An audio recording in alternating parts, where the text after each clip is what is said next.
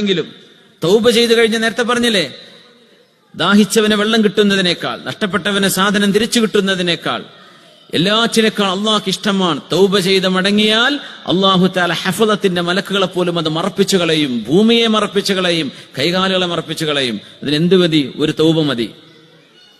ആ മനുഷ്യൻ ചെയ്ത തെറ്റിനെ മറ്റൊരാൾ എടുത്തു പറഞ്ഞാൽ, അയാൾ അതിനെ പോസ്റ്റ് ഇട്ട് കഴിഞ്ഞാൽ, അതിന്റെ താഴെ കമന്റ് ഇട്ട് കൊണ്ടുവന്നാൽ, അതിനെ ആക്ഷേപിക്കുകയും പരിഹസിക്കുകയും ചെയ്താൽ, കോടാനുകോടി മനുഷ്യന്മാരുടെ കണ്ണിന്റെ മുമ്പിലൂടെ ഈ മനുഷ്യനെഴുതിയ കമന്റ് കണ്ടുപോയാൽ ഇത്രയും ആളുകൾക്ക് ഗീബത്ത് പറഞ്ഞു കൊടുത്ത കുറ്റം ഈ കമന്റ് ചെയ്ത ആൾക്കുണ്ടാവും. നിങ്ങൾ ചിന്തിക്കുന്നുണ്ട് ഇതൊക്കെ ചെറിയ വിഷയമാണോ? ഇത് പറഞ്ഞു കൊടുത്താൽ പറഞ്ഞുകൊണ്ട് മെക്കിട്ട് കയറാ, പറഞ്ഞു കൊടുക്കാൻ പറ്റാത്ത അവസ്ഥ. ഞാൻ പറയാൻ തീരുമാനിച്ചിട്ടുണ്ട്,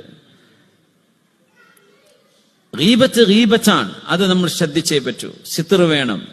മുഅ്മിനീങ്ങളുടെ, മുനാഫിഖിന്റെ സ്വഭാവമാണ് ഒരു മനുഷ്യന്റെ ഐബെടുത്ത് കാണിക്കുക എന്ന് പറഞ്ഞാൽ.